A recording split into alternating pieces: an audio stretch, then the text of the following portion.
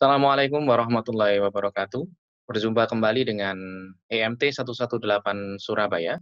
Pada pertemuan kali ini, Anda bersama saya, Budi Utomo, akan menyampaikan materi Basic Life Support AED plus Code Blue System.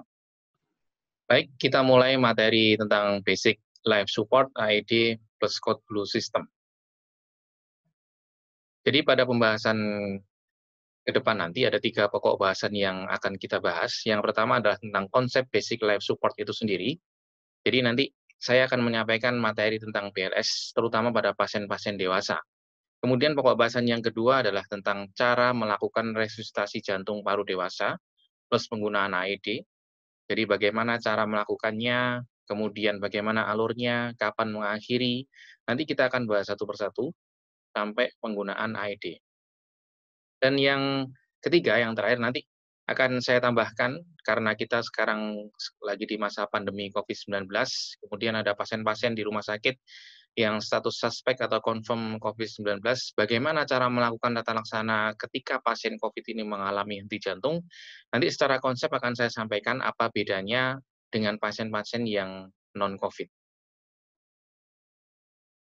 Baik, kita mulai dengan konsepnya Basic Life Support. Jadi di sini ada namanya rantai kehidupan atau chain of survival.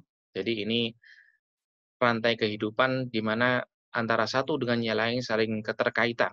Ya, mulai dari ketika kita menemukan korban, aktivasi, kemudian ketika pasien mengalami henti jantung, harus kita lakukan pijat jantung sedini mungkin dengan pijat jantung yang benar dan berkualitas. Kemudian ketika pasien mengalami henti jantung dan mengalami aritmia yang mengancam jiwa, kita harus melakukan defibrilasi atau penggunaan AED. Kemudian selanjutnya setelah kita tata laksana, kita lanjutkan ke transfer ke rumah sakit terdekat sesuai dengan kasus pasien yang kita tangani. Kemudian yang terakhir adalah post cardiac arrest care.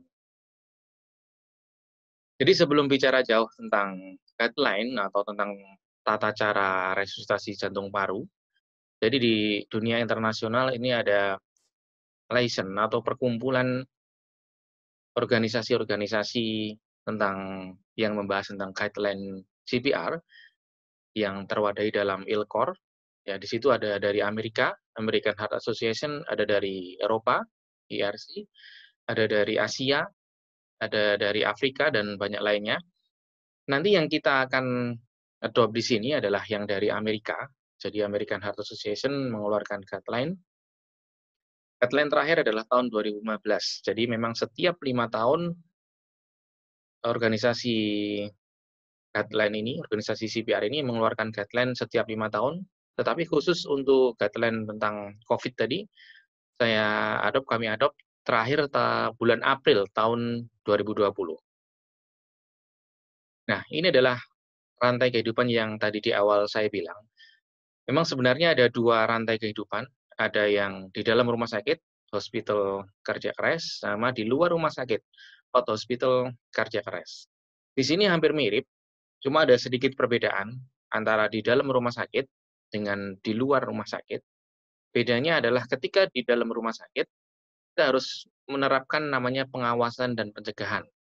Biasanya di rumah sakit dikenal dengan sistem early warning score system atau EWS. Kemudian di luar rumah sakit ketika kita menemukan korban, maka kita harus segera mengaktifkan sistem tanggap darurat. Nah, sistem tanggap darurat ini pun di dalam rumah sakit sekarang sudah mulai diterapkan.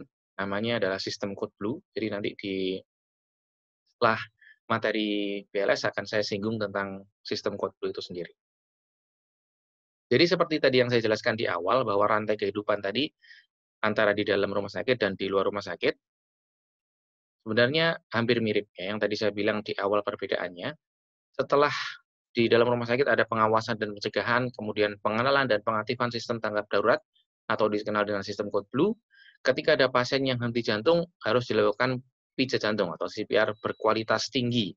Nanti akan saya sampaikan apa syaratnya pasien-pasien atau apa syaratnya ketika kita melakukan RJP pada pasien yang henti jantung dikatakan CPR-nya berkualitas. Nanti ada syaratnya. Kemudian ketika pasien mengalami henti jantung, kita lakukan BLS. Nah, ini sebenarnya kalau bicara defibrilasi, kita bicaranya sudah advance, sudah ALS, jadi tidak disinggung di materi BLS ini, ada materi tersendiri tentang Advanced Life Support. Kemudian setelah defibrilasi, harapannya pasien kembali hidup, kemudian ada perawatan post cardiac arrest care-nya di ruang intensif. Itu di dalam rumah sakit. Sementara di luar rumah sakit, ya, kalau kita bicara di luar rumah sakit artinya penolongnya bisa penolong awam, bisa penolong awam terlatih, bisa petugas ambulans emergency. Intinya ketika orang awam atau orang awam terlatih menemukan korban, dia harus mampu mengenali kapan korban atau pasien itu dinyatakan henti jantung. Ini sekarang sudah mulai digalakkan, masyarakat awam sudah mulai diajari tentang basic life support atau resusitasi jantung paru otak. Kemudian ketika masyarakat sudah bisa menentukan pasien ini ternyata mengalami henti jantung, maka dia harus mampu melakukan CPR atau BLS atau RJP. Tentunya tetap dengan harus melakukan RJP atau CPR berkualitas tinggi saat mereka melakukan. Kemudian kalau di luar rumah sakit untuk defibrilasinya ini penggunaan namanya automatic external defibrillator atau dikenal dengan istilah AED. Jadi sekarang di fasilitas-fasilitas umum sudah mulai banyak seperti di bandara, di stasiun, bahkan di pelayanan publik sekarang sudah mulai ada. Kemudian saat kita mengaktifkan sistem tanggap darurat tadi, sekaligus kita menelpon ambulans emergency, jadi nanti layanan medis darurat akan datang ke tempat di mana ada korban yang mengalami henti jantung. Kemudian dibawalah ke rumah sakit terdekat sesuai dengan kondisi pasien. Selanjutnya sama, ini adalah post cardiac arrest care di ruang intensive care.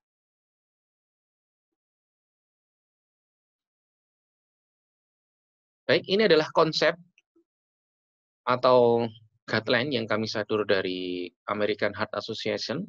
Ketika kita menemukan korban atau menemukan pasien, sebelum kita melakukan pijat jantung atau RJBU pada pasien, tentunya prinsip awalnya adalah 3A, 3 aman.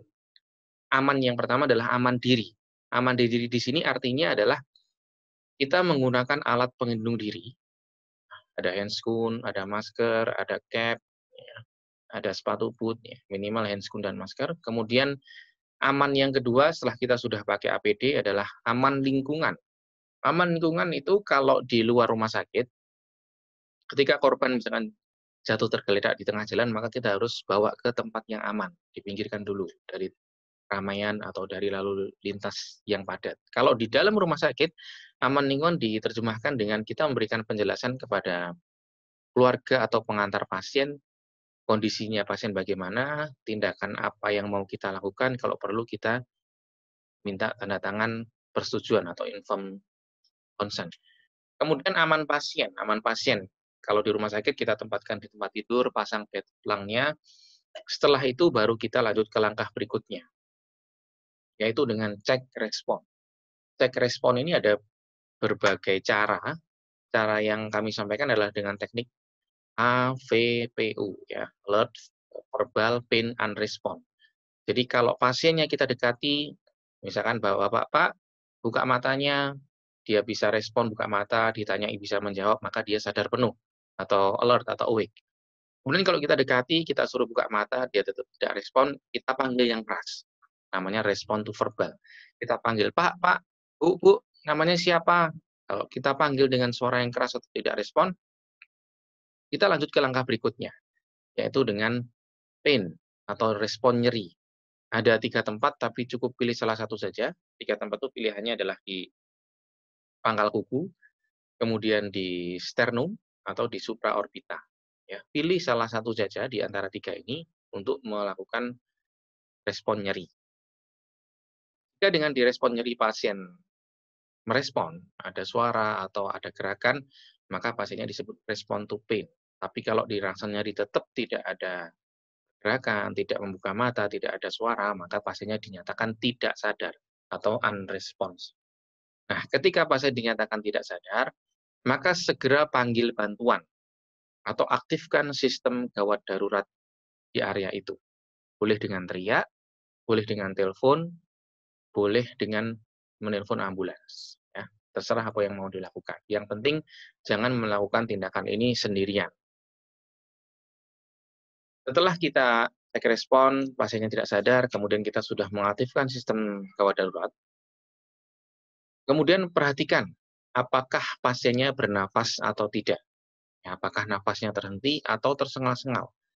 Kalau untuk tenaga medis atau perawat atau bidan atau dokter, kita lakukan cek nadi karotis. Jadi cek nafas, kita lihat dadanya mengembang atau tidak, sekaligus tangan kita, satunya cek nadi karotis, yaitu dicek di lehernya.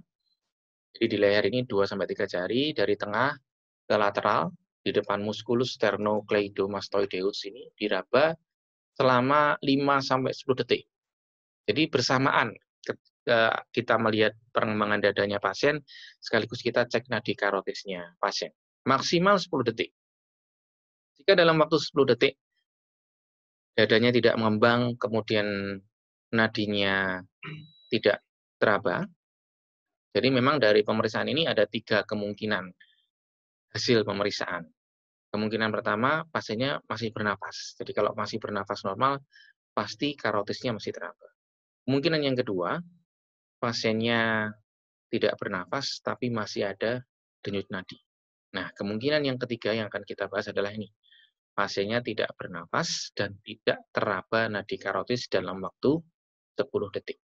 Kemudian apa yang dilakukan ketika pasien tidak bernafas, tidak ada denyut nadi atau tidak teraba denyut nadi, berarti pasien kita anggap mengalami henti jantung. Yang harus kita lakukan adalah melakukan CPR atau RJPU, resusitasi jantung paru otak. Bagaimana cara melakukannya? Perbandingan antara pijatan dan pemberian nafas atau ventilasi adalah 30 pijatan dan 2 kali pemberian nafas atau ventilasi. Ini adalah alurnya yang akan kita pakai sesuai dengan versinya American Heart Association. Kemudian kapan kita melakukan evaluasi ketika kita sudah melakukan BLS atau Basic Life Support atau RJPU ini sesuai dengan alur ini, evaluasinya adalah setiap 2 menit. Setiap 2 menit. Bagaimana kalau kita tidak membawa penunjuk waktu, nggak bawa jam atau nggak bawa HP yang nggak ada jamnya, maka kita bisa pakai hitungan 30 pijatan 2 nafas ini dianggap sebagai 1 siklus. Jadi kita evaluasinya minimal selama 5 siklus baru kita evaluasi. Bagaimana evaluasinya? Evaluasinya adalah dengan cara cek nadi karotis. Jadi dicek nadinya sama dalam waktu 5-10 detik. Kalau tetap tidak teraba, ya kita lakukan pijat jantung lagi. Nah, ini adalah alur aslinya dari American Heart Association, tapi sudah diterjemahkan ke dalam bahasa Indonesia. Jadi sama, tadi adalah amankan lokasi kejadian, di sini sama dengan 3A, aman diri, aman lingkungan, aman pasien tadi. Kemudian cek respon. Saat kita mengaktifkan sistem tanggap darurat, baik melalui handphone, teriak, atau telepon, kalau di fasilitas pelayanan itu tersedia AED, misalkan di stasiun, di situ ada AED, maka teriaklah minta salah satu orang untuk mengambil AED ke tempat di mana korban kita tolong. Minta orang lain untuk mengambilkan AED. Setelah itu, perhatikan nafasnya terhenti atau tersengal-sengal, karena nafas tersengal-sengal ini sama dengan kita anggap pasiennya tidak bernafas. Kemudian cek denyut nadinya, nadi karotis yang tadi saya bilang di musculus sternocleidomastoideus, selama maksimal 10 detik. Kalau nafasnya terhenti dan tidak teraba nadi karotis, maka kita lakukan CPR, cardiopulmonary resuscitation, atau kita sebut RJPU, resusitasi jantung paru otak. Mulai dengan siklus 30/2, 30 kompresi atau 30 pijatan dan 2 kali nafas buatan. Ingat, nafas buatan apalagi di masa pandemi ini tidak lagi disarankan penafasan dari mulut ke mulut. Ya, minimal gunakan barrier atau ada namanya pocket mask. Kalau di rumah sakit kita bisa menggunakan BVM atau menggunakan suction rest. Ketika AED sudah datang atau AED sudah tersedia, segera pasang AED-nya. Nanti AED ini karena mesin otomatis dia akan memeriksa denyutnya secara otomatis apakah bisa dilakukan kejut listrik atau DC shock atau tidak bisa dilakukan kejut listrik. Jadi memang di materi Advanced Life Support akan dijelaskan apa irama yang boleh dilakukan di shock, apa yang tidak boleh. Nah, alat ini bisa melakukan analisis secara otomatis. Ketika alat ini menganalisa pasien ini bisa dilakukan kejut jantung, kejut listrik, maka dia akan melakukan beberapa perintah. Ya, perintahnya sama, nanti akan ada langkah-langkahnya. Intinya, ketika pasien ada ritme yang bisa dilakukan kejut jantung, kejut listrik, maka dia akan menyuruh kita berhenti melakukan RCP sambil kita menekan tombol shock-nya. Nah, setelah kita tekan tombol shock-nya, kita diminta untuk melanjutkan RCP selama 2 menit, sama dengan tadi. Setelah 2 menit, suruh berhenti lagi, dievaluasi, dianalisis lagi iramanya oleh mesin. Perlu diingat, ketika kita mengajarkan untuk masyarakat awam, maka tidak perlu dilakukan cek nadi karotis. Jadi, alur yang di sini ada cek nadi karotis, kita skip, kita loncati. Jadi, hanya lihat dia bernapas atau tidak. Karena cek nadi karotis ini cukup susah, cukup sulit, apalagi untuk untuk masyarakat awam, cara mencari titiknya di leher, di depan sternocleidomastoideus ini cukup lama dan bisa memakan waktu lebih dari 10 detik. Daripada lebih dari waktu 10 detik ini untuk mencari nadi, lebih baik dia mulai melakukan kompresi. Jadi bisa meningkatkan efektivitas kompresi. Ini kita bahas satu persatu. Jadi ketika kita menemukan korban, kita setelah 3A tentunya ya, aman diri, aman lingkungan, aman pasien, setelah itu kita cek responnya pasien. Sebenarnya cek respon ini ada banyak cara. Bisa dengan langsung kita goyang-goyang tubuhnya, bisa dengan dipanggil yang keras, tapi dengan secara sistematis tadi saya sampaikan di awal dengan sistem AVPU, Alert, Verbal, Pain, and Response. Tentunya ini dilakukan dalam waktu yang singkat, jadi tidak kita panggil setelah sekian detik, sekian menit baru kita lanjutkan ke tahap berikutnya, enggak. Ini dilakukan secara simultan. Ketika dipanggil nggak bisa, otomatis kita panggil keras, panggil nggak bisa, langsung kita cek nyeri. Nggak bisa berarti pasien unrespon. Ketika pasien unrespon, jangan lupa panggil bantuan. Karena kita tidak mungkin melakukan pertolongan, apalagi pasien yang di jantung, sendirian. Karena pijat jantung yang benar, dalam waktu 2 menit saja kita sudah menghabiskan banyak tenaga. Apalagi kalau kita harus sampai pasiennya bangun kembali, hidup kembali, atau sampai 30 menit. Itu bisa dibayangkan, jangan sampai kita justru menjadi korban ketika kita mau melakukan pertolongan. Kemudian cek nafas, ya, cek nafas dan cek nadi secara simultan. Jadi tangan satunya ini ada di leher, tangan satunya membuka nafas, kemudian lihat matanya memandang ke bagian dada, apakah dadanya mengembang. Ketika dadanya kembang kempis, berarti pasiennya bernafas. Tangan kanan ada di leher, cek nadi karotisnya selama 10 detik. Jadi cek nafas dan cek nadi ini secara bersamaan maksimal 10 detik. Ketika 10 detik tidak ada nafas, tidak ada nadi, maka segera putuskan bahwa pasien ini berarti mengalami henti jantung dan harus dilakukan pijat jantung atau CPR. Nah, bagaimana teknisnya melakukan pijat jantung? Yang pertama, titik tumpunya harus benar. Karena jangan sampai ketika kita menekan, kita melakukan pijat jantung justru membuat cedera pasien.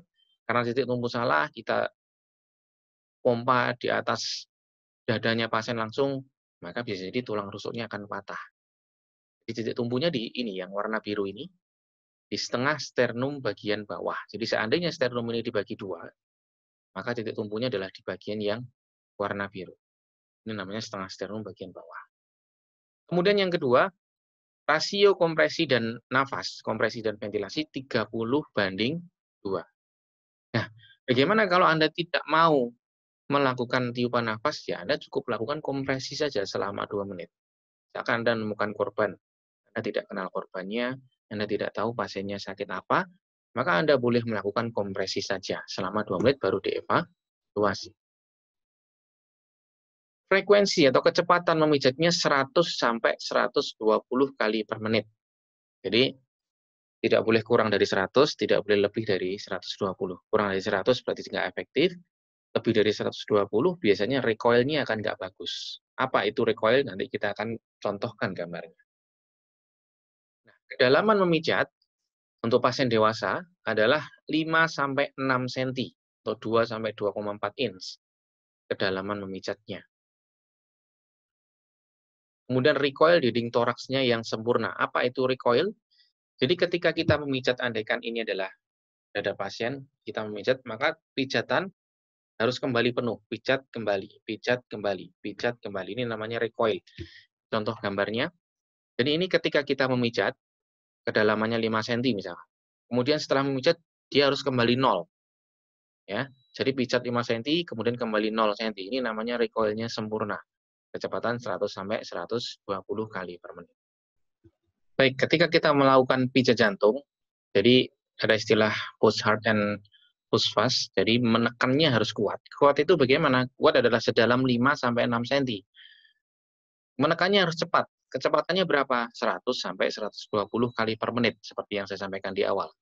Jadi kedalaman 5 sampai 6 cm, posisi penolong tegak lurus di atas dada pasien, jadi posisinya 90%. Kemudian lututnya menempel dengan bahu korban atau bahu pasien, lurus selama memijat, tangannya juga tetap lurus seperti ini. Ya, kemudian tumit tangan diletakkan di setengah sternum bagian bawah. Mulai ditekan sedalam minimal 5 cm, 5 sampai 6 cm, kecepatannya 100 sampai 120 kali per menit dengan rasio kompresi dan nafas 30:2. Jadi nanti saat pertemuan offline atau di luring akan ada skill station saat kita melakukan BLS. Jadi nanti akan diajari bagaimana melakukan pijat jantung yang baik dan benar pada pasien yang mengalami henti jantung.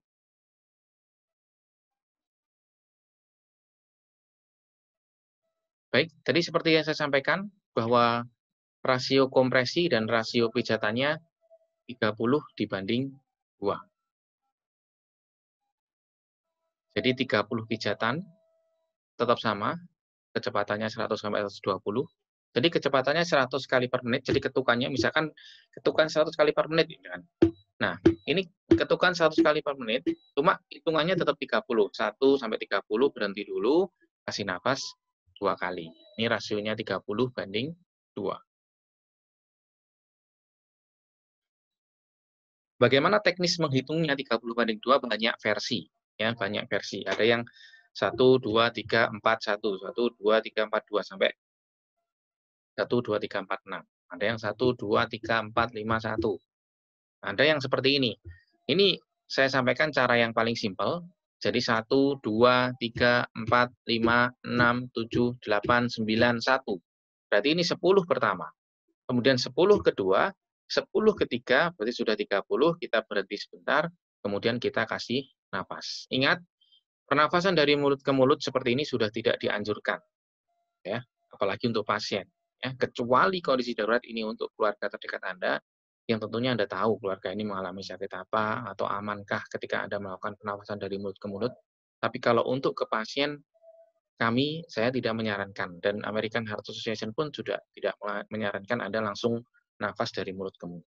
Ya, karena resikonya sangat besar pada kita sebagai penolong. Ingat bahwa sebelum kita menolong tadi, prinsipnya adalah 3A, aman diri. Ketika kita melakukan pernafasan dari mulut ke mulut dan tidak aman untuk kita, jangan dilakukan. Nah, ini adalah cara bagaimana melakukan perabaan nadi karotis. Yang tadi saya bilang setelah 2 menit, evaluasinya adalah dengan cek nadi karotis. Jadi tangan kita dari tengah trachea, kemudian geser, serah ke kanan atau ke kiri, diraba 2 atau 3 jari, letaknya di depan musculus sternocleidomastoideus. Dilakukan selama 5 sampai 10 detik. Jika dalam waktu 10 detik Anda masih ragu, teraba atau enggak ya, maka anggap tidak teraba. Jadi kalau masih ragu dalam waktu 10 detik, anggap nadi karotisnya tidak teraba, artinya Anda harus melanjutkan resusitasi jantung parunya, melanjutkan BLS-nya, melanjutkan RJP-nya.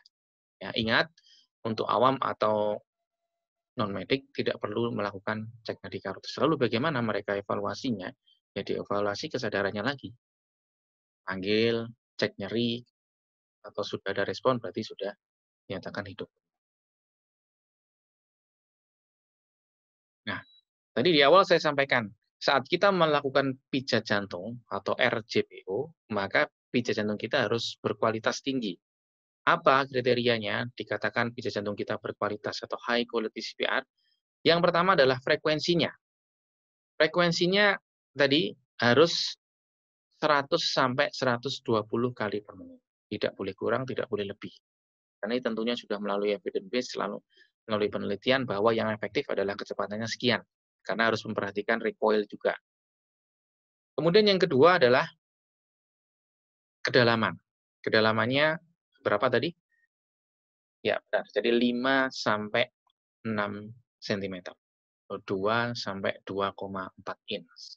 Ini kedalamannya. Kemudian yang ketiga adalah recoil atau pengembalian dinding dadanya harus sempurna. Jadi sempat saya bilang, jadi kalau ini dinding dada bagian bawah, bagian atas ketika memijat 5 cm harus kembali 0, 5 cm 0 cm, 5 cm 0 cm. Ini namanya recoilnya sempurna. Kemudian yang keempat adalah tentang interupsi. Jadi ketika kita melakukan pijat jantung atau RJP tidak boleh sebentar-sebentar berhenti. Misalkan baru 3 detik berhenti capek, istirahat 5 detik, lanjut lagi, nggak boleh. Jadi interupsinya harus diminimalkan. Kapan Anda boleh berhenti? Kalau pertama, kalau sudah 2 menit saat evaluasi, Anda baru berhenti. Kapan lagi boleh berhenti? Saat DC shock. Jadi kalau saat DC shock, Anda boleh berhenti.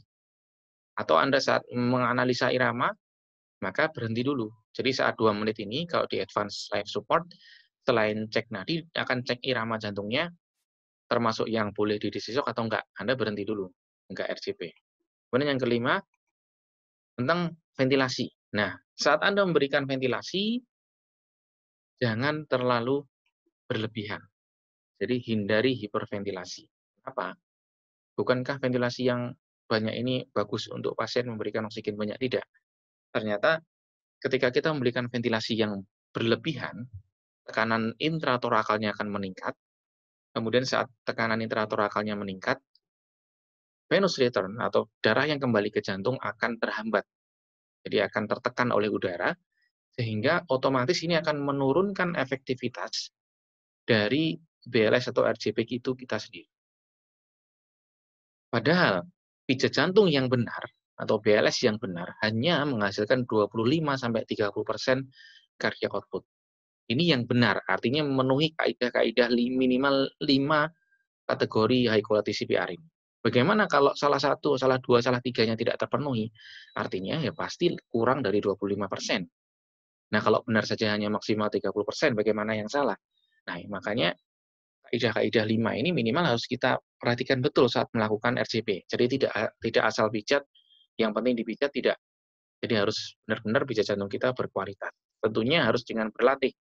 Makanya saat pertemuan luring, kita ada skill station melakukan pijat jantung pada manekin, dan manekin ini di-set manekin dewasa, sehingga ketika kita pijat 5 cm akan ada indikatornya. Bagaimana pijat jantung kita harus benar, kecepatannya nanti akan ada metronom yang diatur 100 sampai 120 kali per menit.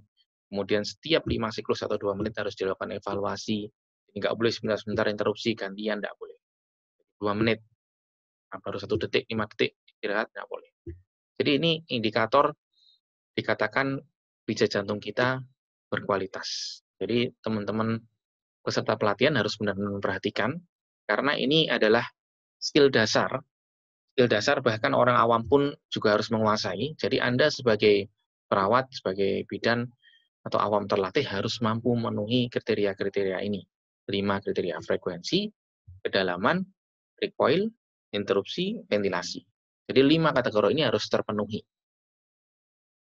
Nah, ketika melakukan praktek dan 5 kategori ini terpenuhi, maka insya Allah nanti ketika menolong ke pasien beneran akan efektif dan angka keberhasilannya akan tinggi. Itu tadi tentang BLS pada pasien-pasien yang istilahnya adalah pasien non-COVID. Lalu bagaimana di era pandemi seperti ini, kalau teman-teman yang pelayanan di rumah sakit, apalagi rumah sakitnya melakukan pelayanan pasien COVID, baik pasien suspek, probable, ataupun confirm COVID-19, tentunya ada sedikit perbedaan. Memang mungkin secara konsep kedalamannya sama, kecepatannya sama, tapi ada beberapa titik poin yang harus kita perhatikan supaya kita sebagai penolong itu tidak membahayakan diri. Karena ingat, COVID-19 ini bisa menular ya, melalui aerosol atau melalui udara ketika terjadi ada tindakan aerosol, dan tindakan RCP ini, tindakan BLS ini, pijat jantung ini adalah salah satu tindakan yang menghasilkan butiran-butiran kecil yang bisa melayang di udara atau aerosol. Nah, saat Anda melakukan RCP pada pasien yang mengalami suspek, probable atau confirm COVID-19 harus hati-hati. Ada beberapa kaidah yang harus Anda penuhi. Prinsip-prinsipnya secara prinsip, ya, perbedaannya yang pertama, kurangi paparan terhadap penolong. Ya, nanti akan kami jelaskan satu persatu. Bagaimana kurangi paparan terhadap penolong ini? Salah satunya adalah sekarang dengan membatasi personil. Kemudian gunakan APD. Kalau pasiennya suspek, probable atau confirm, seharusnya kita pakai APD level 3. Ya. Jadi pakai mulai dari atas, ada nurse cap, kemudian ada masker N95, ada masker bedah, kemudian ada Google atau face shield, kemudian kita pakai coverall atau hazmat, pakai sepatu boot, ya, pakai cover shoes atau shoes cover. Itu adalah APD level 3 yang harus Anda pakai ketika Anda melakukan pertolongan pada pasien yang mengalami status suspek, probable atau confirm COVID-19. Jadi kita sebagai penolong ingat, tadi prinsipnya adalah aman diri. Aman diri di sini kalau pasiennya statusnya tadi suspek, probable atau confirm COVID-19, ya harus dengan APD level 3. Jadi tidak bisa ditawar lagi. Ya. Karena tindakan ini menghasilkan aerosol, maka masker bedah saja tidak cukup. Karena ukuran virusnya ini jauh lebih kecil daripada lubang-lubang yang ada di masker. Sehingga Anda membutuhkan masker N95. Kemudian prinsip yang kedua adalah prioritaskan strategi oksigenasi dan ventilasi dengan risiko aerosolisasi rendah. Ingat, RCP sendiri sudah menimbulkan aerosol. Sehingga saat kita memilih strategi pemberian oksigen, juga harus memperhatikan jangan sampai justru menambah aerosolnya. Jadi nanti akan disebutkan bagaimana caranya. Dan prinsip yang ketiga adalah pertimbangkan kelayakan resusitasi.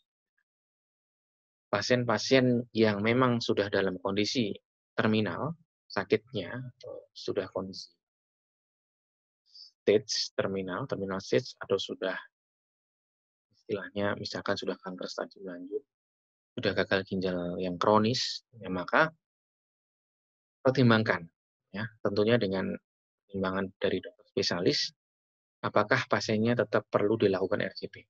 Mengingat angka keberhasilannya, mengingat kualitas hidupnya setelah dilakukan RCP itu bagaimana. Jadi ini tetap harus diperhatikan. Tiga hal ini adalah prinsip umumnya. Sekarang kita bahas satu persatu. Yang pertama, tadi kurangi paparan terhadap penolong. Bagaimana caranya? Yang pertama, gunakan APD lengkap. Bisa mungkin kalau pasiennya COVID-19, gunakan APD level 3. Seperti yang saya jelaskan di awal tadi. Mulai dari nurse cap, kemudian Google, face shield, ada masker N95, kalau perlu luarnya dikasih masker. Ada cover all, ada sepatu boot, shoes cover, kita pakai semua. Bahkan ada beberapa yang kita pakai apron di luarnya lagi. Kemudian batasi jumlah personil. Nah, ini yang unik. Jadi kalau kita melakukan BLS di rumah sakit, pada pasien yang non-COVID, itu memang idealnya adalah sekitar 6 orang, 5-6 orang. 6 orang ini apa perannya pada pasien-pasien yang non-COVID? Pertama adalah sebagai leader, pemimpin timnya. Siapa pemimpin tim itu? Siapa leader itu? Leader itu adalah orang yang Anda anggap paling kompeten di tim itu siapa? Itu adalah leader. Dia adalah pengambil keputusan, dia memberikan instruksi. Jadi leader ini sangat berperan penting. Kemudian yang kedua adalah bagian airway sama breathing. Jadi dia membebaskan jalan nafas, memberikan ventilasi, itu adalah tugasnya airway sama breathing. Kemudian orang yang ketiga adalah bagian circulation and drug. Jadi dia yang masang infus, dia yang memberikan obat, itu adalah bagian orang ketiga. Orang keempat bagian CPR atau pijat jantung.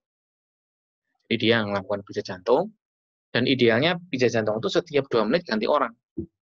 Sehingga kalau pasien kita bicara pasien yang non-COVID, akan banyak orang yang terlibat. Karena setiap 2 menit ganti, setiap 2 menit ganti, setiap 2 menit ganti. Kenapa harus ganti 2 menit? Karena menjamin pijat jantungnya tetap berkualitas. Karena pijat jantung yang baik dan benar 2 menit itu sudah cukup menguras energi, ya. Kemudian orang kelima adalah yang bagian defib, ya, dia bagian defibrillator.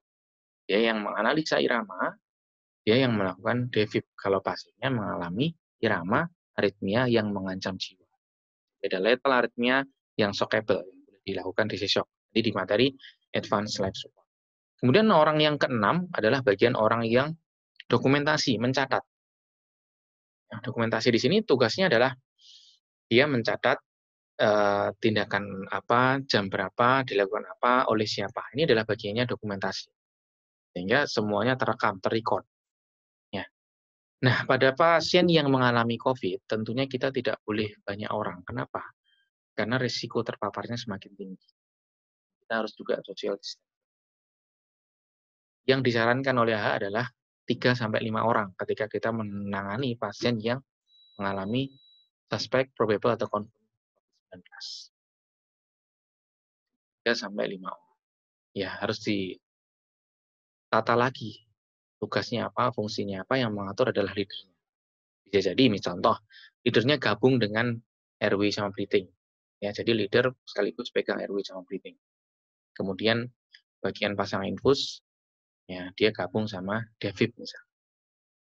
Atau bagian yang lain, bagian yang bisa jadi. Jadi meminimalisir lah, jangan sampai banyak orang yang terlibat. Kemudian bagaimana lagi mengurangi paparan? Kalau Anda punya alat RJP mekanik, sekarang sudah banyak provider atau banyak merek yang mengeluarkan alat RJP mekanik, terutama untuk dewasa ya ini. Kalau Anda punya itu, gunakan aja. Jadi mengurangi paparan manusia atau paparan orang langsung ke pasien. Ya, ingat, tindakan kita ini menghasilkan aerosol, sehingga Anda harus hati-hati. Kalau punya alat mechanical resuscitation, kalau alat RCP mekanik, gunakan aja. Dan ini lebih aman. Pasiennya juga terpijat dengan baik, penolongnya juga aman. Kemudian, ketika memang harus ganti penolong, komunikasikan ke penolong yang baru, bahwa ini pasiennya adalah suspek, probable, atau confirm COVID-19. Takutnya dia menggantikan tapi tidak tahu statusnya. Ini supaya dia lebih aware, supaya dia lebih hati-hati. Karena dia harus paham betul bahwa tindakan yang dilakukan menghasilkan aerosol, dan ini bisa berakibat bahaya kalau dia ceroboh.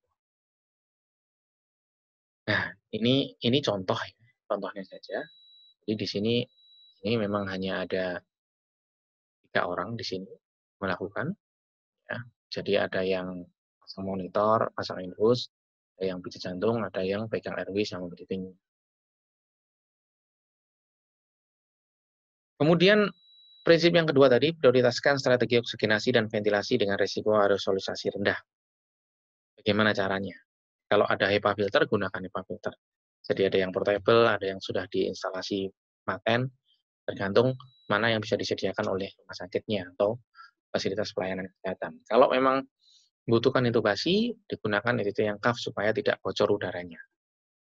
Usahakan yang memasang intubasi itu sekali masuk, ya, one shot. Jadi kalau dia sudah harus ahli, sudah sering masang, jadi jangan sampai ketika kita membuka mulutnya dengan laryngoskop, itu pasti akan virusnya berterbangan, sehingga usahakan yang sudah ahli bisa cepat masangnya sekali, masukkan deteknya bisa masuk ke saluran nafas. Kemudian kalau pada pasien yang non-COVID saat RJP itu tetap saat pasang intubasi tetap di RJP. Tapi ingat pada pasien yang confirm atau COVID-19 RJP-nya berhenti sejenak saat dilakukan intubasi karena sangat-sangat beresiko. RJP-nya sudah menimbulkan aerosol, mulutnya dibuka, saluran nafasnya dibuka, waduh, justru akan berbahaya bagi yang melakukan intubasi. Kemudian kalau punya alat laryngoskop yang ada videonya, gunakan. Jadi tidak perlu sampai kita melihat ke saluran. Kita bisa lihat dari monitornya laryngoskop. Kemudian sebelum intubasi, gunakan BVM dengan HEPA. Ini nanti ada contoh gambarnya bagaimana BVM itu yang dengan HEPA. Untuk dewasa, kalau memang oksigennya butuh jangka pendek sebelum dipasang intubasi, gunakan non-rebreathing mask. Ya, jadi masker berkantong yang ada katupnya di sampingnya itu namanya non-rebreathing mask. Jadi meminimalisir udara yang ada di kantongnya pasien keluar. Nah, ini adalah contoh BVM, kalau ini double ya, double HEPA. Jadi ini sangat-sangat efektif. Kalau kita sudah punya satu HEPA saja yang dipasang, ini sudah sangat membantu. Nah, jadi ini BVM-nya, bag, valve, and mask, kemudian disambung dengan HEPA yang portable seperti ini. Jadi ini virus yang masuk melalui pasien akan disaring ke sini. Jadi meminimalisir terhirup oleh penolong. Kemudian prinsip yang ketiga adalah pertimbangan kelayakan resusitasi. Jadi tetapkan tujuan perawatannya.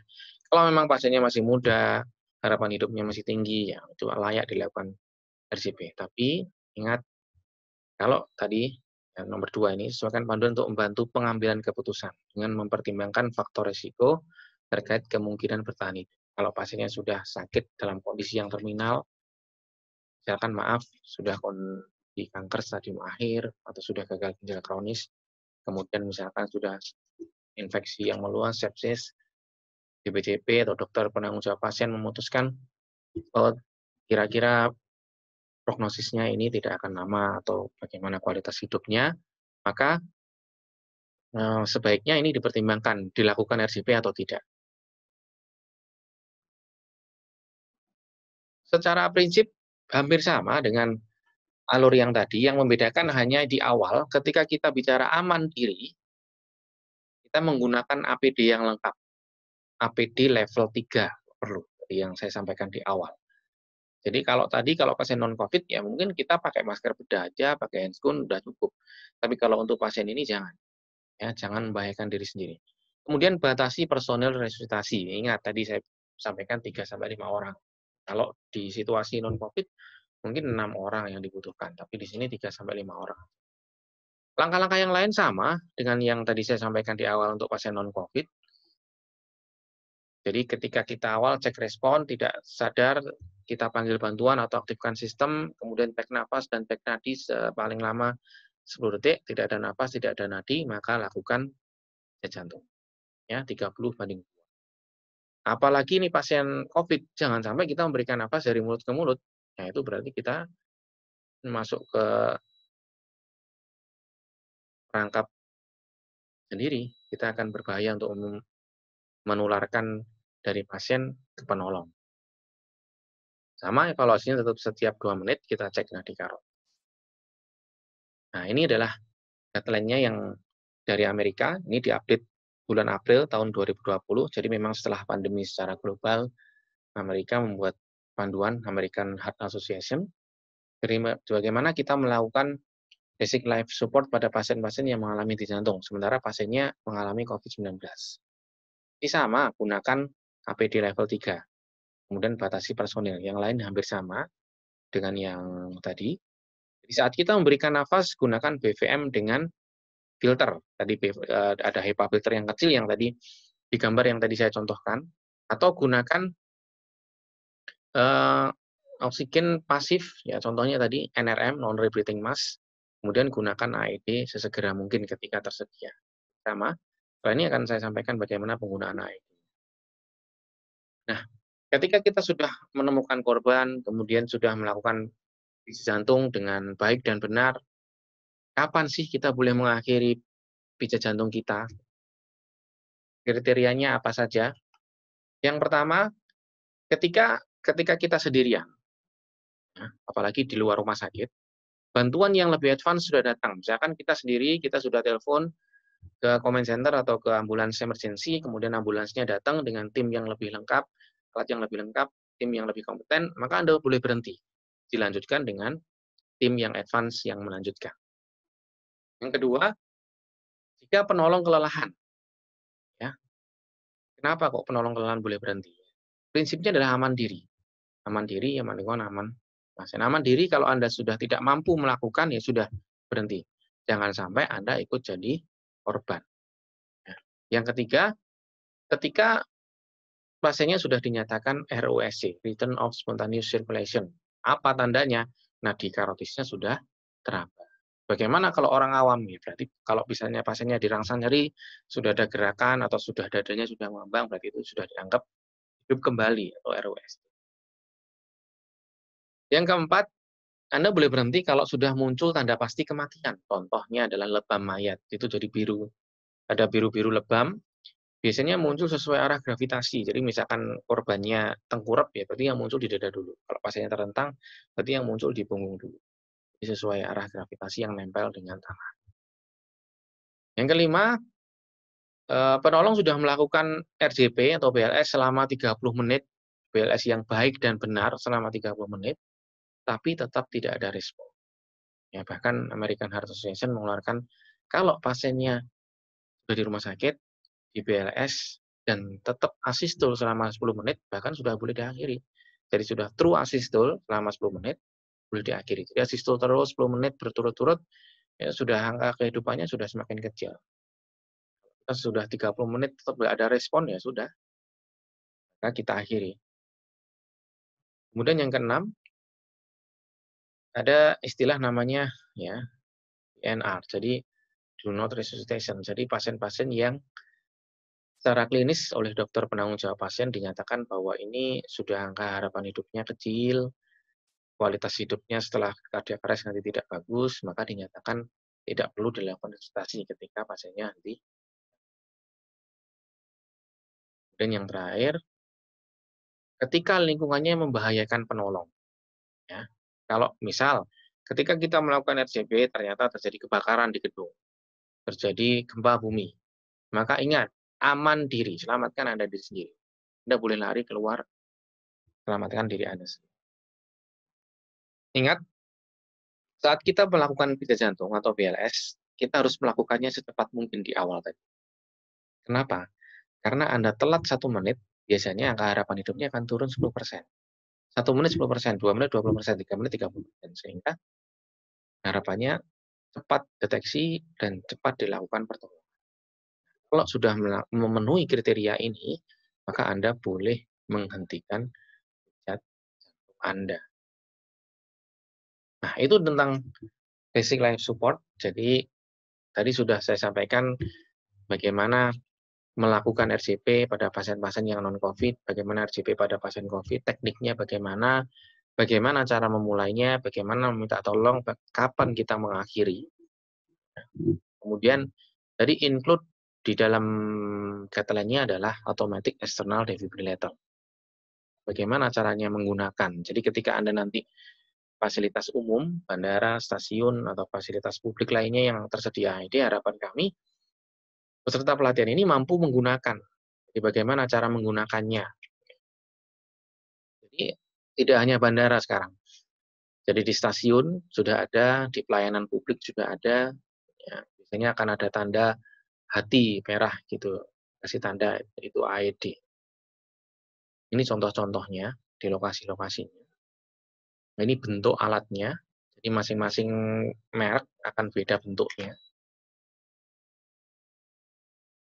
Nah, ini seperti di pelayanan publik, ini di bandara, ini di Jepang, di telepon umum pun ada di sana. Biasanya memang ada di lemari kaca seperti ini, ya dikunci. Bagaimana cara membukanya? Akan ada pembukanya seperti palu itu dipecah kacanya dan diambil. Memang harus dipecah. Nah, ini caranya menggunakan. Jadi ketika pasien dinyatakan tidak sadar, sama kayak tadi, cek nafasnya, kemudian jangan lupa panggil bantuan sekaligus untuk membawa AED. Nah, ketika AED datang, segera pasang. Setelah dipasang, nyalakan, dia akan menganalisis irama. Nah, ini ditentukan. Setelah AED mengakses iramanya, menganalisis, akan ditentukan butuh shock atau tidak butuh shock. Kalau butuh shock, dia akan mengeluarkan perintah, dan kita harus menekan tombol, kemudian shocknya diberikan, dilanjutkan RJP. Kalau tidak butuh, langsung disuruh melanjutkan RJP. Alat ini akan otomatis, jadi setiap 2 menit, alat akan menyuruh kita berhenti pijat jantung. Dia akan melakukan analisa irama. Kalau butuh shock, ya dia akan memerintahkan, tidak butuh, ya dia akan memerintahkan. Jadi langkahnya yang pertama, hidupkan AED. Ada beberapa alat yang begitu dibuka, dia udah nyala. Jadi tidak perlu kita tombol tertentu. Ada beberapa alat yang harus kita tombol powernya baru dia nyala. Kemudian sambil menunggu AED-nya siap, misalkan ada teman lain yang menyiapkan AED, kita tetap pijat jantung sampai AED-nya siap. Jadi tidak pada langkah awal ini, tidak perlu sampai 2 menit. Begitu AED siap, sudah berhenti. Pasang segera AED-nya. Ya, untuk langkah awal jadi tidak perlu 2 menit. Begitu AED siap, langsung berhenti RJP-nya, dilakukan analisa irama. Pasang patch-nya, jadi ada 2 pad di sini, ada yang dipasang di parasternal kanan, ya. Jadi ada 2 pad, nanti akan ada contohnya setelah ini, dipasangnya di mana saja, ya. Jadi dipasang di apex, sini, sama di sternum, parasternal kanan. Jadi di gambar ini tadi, parasternal kanan sama di apex, pasang. 2 pad ini dipasang semua, ya. Jangan lupa lokasinya, jangan sampai terbalik. Kemudian ketika setelah memasang patch, alat AED akan memberikan perintah, jangan menyentuh pasien. Kemudian dia akan menganalisis irama. Nah, saat menganalisis irama, jangan dipijat jantung. Dia akan menganalisis irama, ketika dia butuh shock akan memberikan perintah alatnya. Nah, ketika muncul peringatan indikasi shock, hindari pasien, jangan disentuh pasiennya. Karena kalau menyentuh, kita juga akan ikut terkena kejutan listriknya. AED melakukan kejutan shock, biasanya akan ada tombol ya yang bergambar petir yang harus kita pencet. Nah, saat dipencet berarti energi listriknya tersalurkan ke pasien. Setelah shock, maka akan diperintahkan pijat jantung lagi, 30/2 selama 2 menit. Bila tidak diperlukan kejut shock, dia langsung memerintah untuk melanjutkan pijat jantung. Nah, ketika pasien mulai menunjukkan tanda-tanda bernafas atau mulai hidup kembali, sementara bantuan belum datang, pasiennya diposisikan seperti ini. Namanya ini recovery position. Ya. Itu tentang cara penggunaan AED. Sekarang bagaimana? Di rumah sakit itu ada namanya istilah code blue. Jadi kalau ada pasien yang henti jantung, kita mengaktifkan sistem yang ada di rumah sakit. Di rumah sakit itu akan memberikan alarm atau tanda di ruang mana mengalami ada pasien yang henti jantung atau ada korban. Nanti orang-orang yang mendengar atau orang di sekelilingnya akan ikut membantu. Jadi semua orang, ini saya bicara di rumah sakit, semua orang yang ada di rumah sakit, semua karyawan, semua pegawai harus mampu melakukan minimal BLS, Basic Life Support. Jadi tidak hanya dokter, tidak hanya perawat, tidak hanya bidan, semua yang ada di rumah sakit harus mampu. Bahkan security, cleaning service, ya, semua harus mampu melakukan. Jadi harapannya dengan adanya sistem ini, ya akreditasi ini sudah mulai diminta, sehingga teman-teman yang peserta pelatihan yang pelayanan langsung di rumah sakit, saya rasa sudah tidak asing dengan sistem Code Blue ini. Jadi ketika ada pasien, ada korban yang mengalami, baik pasien maupun keluarga pasien yang mengalami henti jantung, harapannya semua orang, semua pegawai, semua karyawan, siapapun yang menemukan mampu melakukan minimal BLS. Jadi alurnya sama dengan alurnya BLS yang tadi saya sampaikan di awal. Cuma dimodifikasi bagaimana cara mengumumkan ke seluruh orang bahwa ada pasien yang mengalami henti jantung. Ada yang pakai paging, ada yang dengan tombol, ada yang dengan telepon ke unit, jadi macam-macam. Nah, apa sih code blue system? Itu adalah tanda yang menginformasikan ada pasien, ada keluarga pasien yang mengalami henti jantung. Sehingga kita harus melakukan pijat. Ya, ingat prinsip-prinsipnya tadi yang saya sampaikan di awal sama. Langkahnya 3A, cek respon, kemudian panggil bantuan, ya, kemudian cek nafas, cek nadi secara simultan. Kalau tidak ada nafas, tidak nadi, lakukan pijat jantung. Ingat, pijat jantungnya harus memenuhi kriteria high quality CPR. Jadi pijat jantung yang berkualitas tinggi. Frekuensinya harus benar, kedalamannya harus benar, harus minimal interupsi recoil-nya harus sempurna, hindari hiperventilasi. Kemudian yang namanya sistem, ya, jadi ini suatu sistem atau organisasi yang diciptakan bagaimana cara melakukan pertolongan pada pasien yang mengalami henti jantung. Tentunya harus dengan tugas dan perannya masing-masing. Jadi seperti ini, diatur oleh leader. Siapa yang bagian airway sama breathing, siapa yang bagian circulation, siapa yang bagian pijat jantung, siapa yang bagian dokumentasi. Jadi sudah harus jelas. Ya. Kalau kita sudah pelayanan setiap hari, saya rasa teman-teman yang ada di tim itu sudah paham. Tapi kalau kita belum terbiasa kerjasama, sebaiknya diatur oleh leader. Nah, ini adalah harapannya dengan sistem ini semua mampu bekerja sama. Ya, baik security, orang awam di rumah sakit, petugas laborat, perawat, ya, petugas admisi, semua harus mampu. Mampu mendeteksi, mampu menolong, mampu melakukan mengaktifkan sistem tanggap daruratnya. Jadi minimal itu di dalam sistem. Jadi harapannya semakin banyak orang yang mampu menolong, semakin banyak orang yang terselamatkan. Nah, bagaimana cara melakukan minta tolongnya? Kalau memang di dalam rumah sakit itu biasanya sudah teratur. Di dalam rumah sakit ada sistem paging, ada sistem telepon, ada bel, yang lain-lain. Kalau memang di Surabaya, kalau di luar rumah sakit, kita sudah ada comment center. Jadi tekan tombol 112 nanti akan ada petugas yang akan datang ke di mana ada korban. Jadi ada dokter, ada ambulans, ada perawat yang datang. Nah, langkahnya sama, ya. Bagaimana kalau yang kita tangani ternyata pasiennya COVID? Sama dengan langkah yang tadi bahwa gunakan APD yang lengkap, batasi personel resusitasinya, lalu langkah-langkahnya sama. Melakukan pijat jantung kalau pasiennya dinyatakan henti jantung. Sama evaluasinya juga setiap 2 menit. Nah, ketika pasiennya sudah dilakukan pijat jantung, ternyata RWSC atau kembali hidup, terus henti jantung lagi, hidup lagi, henti jantung lagi, berarti kardiak arrestnya membandel. Ingat ada namanya 5H 5T. Jadi cari atau konsulkan, pertimbangkan dengan dokter apakah masih ada hipoksia, hipovolemi, kemudian hidrogen ion atau asidosis, apakah ada hipotermi atau hipo atau hiperkalemi. Ini tentang 5H. Kalau masih ada salah satu saja biasanya akan berulang terus kardiak arrestnya. 5T, tampon nada jantung, tension pneumotoraks pada pasien-pasien yang multiple trauma, ada tromboemboli paru, ada keracunan obat, ada trombosis, Nah, jadi 5H5T ini harus kita pikirkan ketika pasiennya kok bolak-balik henti jantung, bolak-balik, balik lagi, henti jantung lagi, balik lagi, henti jantung. Kita harus berpikiran ke 5H5T ini.